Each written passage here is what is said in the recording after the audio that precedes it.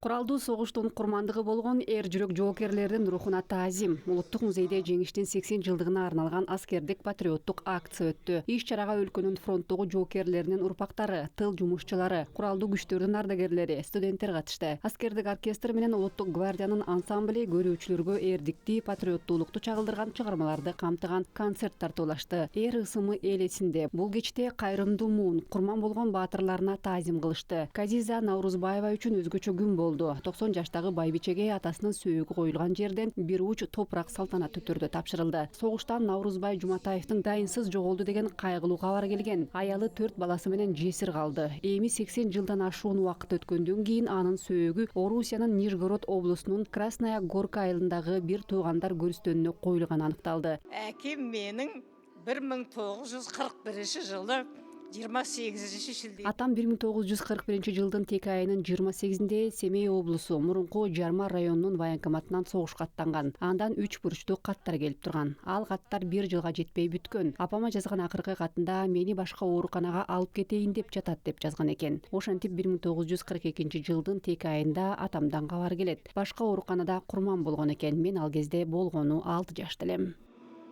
Июль айында әкемнен осындай хабар келді. Басқа госпитальда қайтыс болған ғой деймін.